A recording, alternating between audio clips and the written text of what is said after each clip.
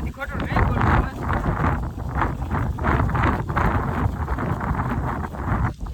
છપ્પર લેવડાવી છે અમારે ખોટું ના બોલવાની. હાય ફ્રેન્ડ્સ, ગુડ મોર્નિંગ, જય મુરલીધર.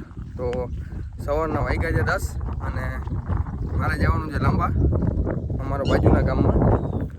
મારો ભત્રીજો એક કંઈક ટ્રેક્ટર લઈને ગયો તો સવારે ગેરેજમાં મૂકવા. તો મને આગળ ફોન આવ્યો અને હું હજી ઉઠ્યો હતો જ. મને કહે કાકા આવને તેડી જા ને, મારી હોન્ડા ઘેર પડી છે તો એની હોન્ડા લઈ અને જવાનું છે આપણે લાંબા, એને તેડતા આવી.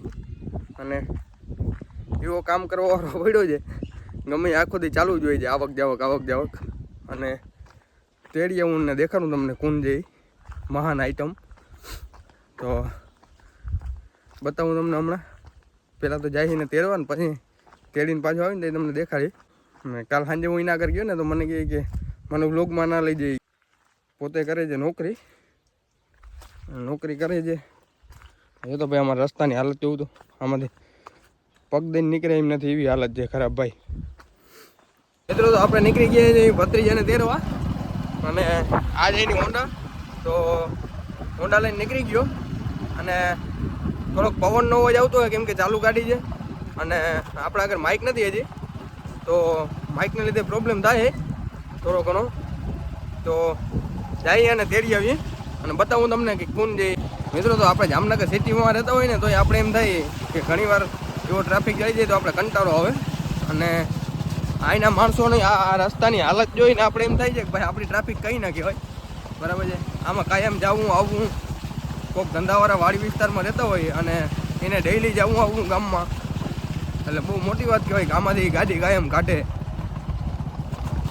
જોકે હું તો અહીં ઘણો ટાઈમ રહ્યો છું એટલે મને ટેવાઈ ગઈ છે, એટલે હું તો ધીરે કાઢી લઉં.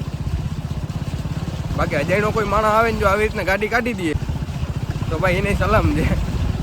આ રસ્તા પર જો ઓલા ભાઈ જાય છે,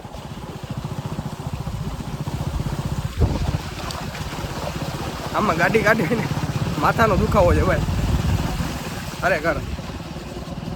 અને આગળ એક રોડ છે, રોડ નથી એના કરતાં રફ રસ્તો સારો. તમને બતાવું રોડ કેવો છે મિત્રો. તો આ જે રોડ જો આના કરતા છે ને રફ રસ્તો હો ઘણો સારો. આ 3 કિલોમીટર છે ને 3 કિલોમીટર કાપવા એના કરતા છે ને સારો રોડ હોય ને તો 25 કિલોમીટર કપાઈ જાય એવી હાલત છે આપણે અહીંની. મિત્રો આ કડકી આઈટમ એવી છે, આને તેડવા આવ્યો ને સીધે તો આવ્યા ભેગું જ મને કહે કે ફાકી ખવડાવી. તો ફાકી ખવડાવવાનું મને કે પહેલાં કે બનાવલ છે, પછી કે નથી બનાવલ, વળી કે બનાવલ છે, પછી કે નથી બનાવલ. એમ કરીને અડધી કલાક કાઢી છે અને પોતાને જ ઉતાવળ છે. અને પાછો રાઈડ મારા માથે થયો છે. આ એવી અઘરી આઈટમ છે ને પાછું અખંડ ધોળે જ રાખતો હોય, આખો દી ધોળે રાખે આખો દી. આવ્યા ભેગું મને કહે કે એક બંધ કઈ કે ઘેર લઈ જા. અને ભાઈનો ફોન ઉપર ફોન ચાલુ છે ને આને કંઈ ઉતાવળ નથી પાછું, એવો છે. આ પૂગી ગયો એમ જ કરે. મિત્રો તો જ્યારે હતા પર આવું ને ત્યારે બપોરે અમે કંઈ હુઈ નહીં, જોકે આપણે તો આરામ કરવાની ટેવે નથી બપોરે. અને બીજા 2-3 જણા મારા ભાઈઓ છે એને નથી, તો અમે ટોટલ 4 જણા જઈએ. અમારો છે ને સ્પેશિયલ એક અડ્ડો છે, ત્યાં અમે કાયમ બપોરે ભેગા થાય, બપોરે અને સાંજના 6-1 વાગ્યા પછી. તો તમને અડ્ડો દેખાડું આગળ. અને લગભગ હોય અમે 4 જણા જ, 4થી માથેનો 5મો જણો થાય ને તો અમને મેળવી ના આવે બેહવાનું, કેમ કે અમારી વાતો પછી હાવ અલગ જ હાલતી હોય. અને એમાં તમે 2 જણા મારા વિડીયોમાં જોયા છે અને 1 જણો જે બાકી છે, મેન ખતરનાક આઈટમ જ છે. તો તમને દેખાડું આગળ અમારા અડ્ડે અમે કેવી રીતના બેસી. જોકે અમારે અડ્ડાનો નિયમ છે ખુરચી હોને ઘેરથી લેતી આવવાની, પણ એ બધાનું ઘર છે ને ત્યાં બાજુમાં છે, તો એ ખુરચી લેતા આવે. અને મારી ખુરચી છે ને હોન્ડાની સીટમાંથી જ બનાવી લઉં. તો હું તમને દેખાડું આગળ અડ્ડે જઈને.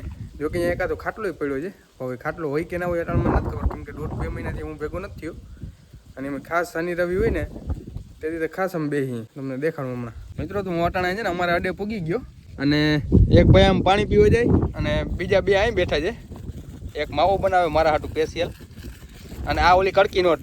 એ ભાઈ 1 નંબરનો ખોટી આઈટમ છે. આ છે ને આજ અમને બધાને ખબર પડી કે કયો ખોટો છે ને આજ પહેલી ફેર ખબર પડી. અમે 2 લાંબેથી ઘેર આવ્યા, પછી છે ને અમારા ગામના પાયરી એક દુકાન છે ત્યાં ગયો અને ત્યાંથી સીધે તો દેવરી ગયો ને પાછું 1 વાગે જ ઘેર આવ્યો. આખો દી એવડું રનિંગ કરે છે. હવે આવડું રનિંગ છે ને હાલી ના કરતો હોય ને તો લગભગ આ મારું શરીર છે ને એના શરીર જેવું થઈ જાય. આ 1 નંબરનો એવો ફેંકુચંદ આઈટમ છે, કોઈને ખબર જ નથી પડવા દેતો. અને એવી કહાની એવી આપણે આમ બનાવે ને એટલે આપણે છે ને વિચાર આવે કે ભાઈ આ માણસ આવો હે. અને અટાણે છે ને આખી ષડયંત્ર આખું છે ને પકડાનું. એટલે છે ને હવે અમે છે ને ડિલિવરીની સર્વિસ કર્યું. જોકે એક ફેર થઈ જ ગઈ અને બીજી ફેર કર્યું કેમ કે છે ને આ અટાણે પકડાઈ ગયો મોર. અને અમે લગભગ અહીંયા 3-4 વાર ત્યાં ભેગા બેસી હજી કોઈ દી છે ને પકડાનો નથી અમારા ઘરે. પહેલી ફેર પકડાઈ ગયો કે આવો ખોટીનો છે.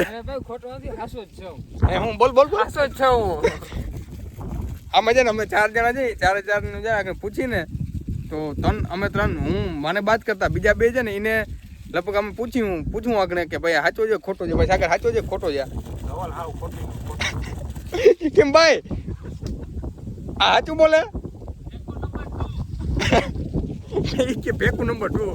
જોકે આની પહેલા એક જણો છે આવો અને આ પાછો અમારો બીજો થયો. અને આ અમારો અડ્ડો છે. આ બાજુ અહીંયા મજૂરનો હોલ ને એવું બધું છે, ગોડાઉન ને. અને અહીંયા આંગલ ટોટલ જેવો ખાટલો છે. આ ભાઈની માંડવી છે, ફેકુચંદની માંડવી સારી છે. જો આમ દેખાવમાં સારી છે. અંદર આખી ઝાડું ઉપાડી પછી ખબર પડે. લગભગ તો નહીં ઉપાડવા દે, એ લુખો થોડોક જે કરખો.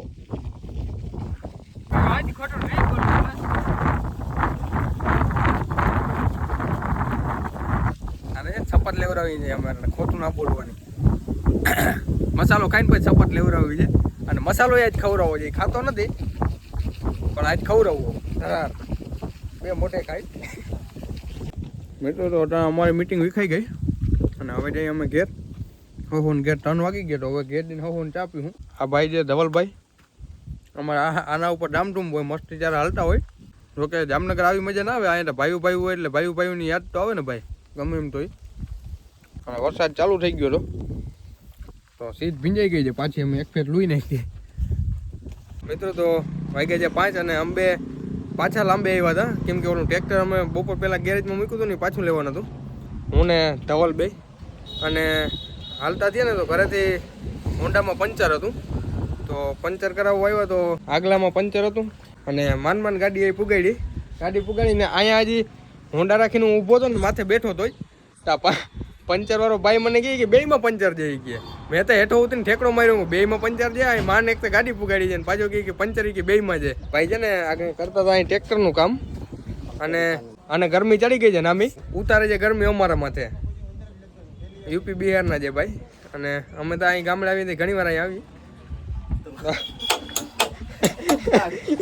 ગરમી ને ચડી ગઈ છે ને ઉતારે છે અમારા માથે ગરમી કે બેયમાં પંચર છે. અહીંયા ભાઈ એક તો માનમાં આને પુગાડી છે ને ગરમી ઓલા માનમાં નાઈ પુગાડી છે ને પાછા કહે છે બેયમાં પંચર છે. મેં તો હેઠો જ ઉતરી ગયો ભાઈ ઠેકમાં બેયમાં પંચર જોવો જોઈએ. મિત્રો વાગ્યા છે રાતના 11:30 અને હું લાંબેથી વહેલો ઉતર્યો હતો 6 વાગે. કેમ કે ઘરે આવ્યા જાય મહેમાન અને બધા બેઠા છે. અને હું જરીક બહાર નીકળ્યો કેમ કે આજ મને યાદ આવી ગયું કે વિડીયો એન્ડ કરવાનું તો રહી ગયું છે.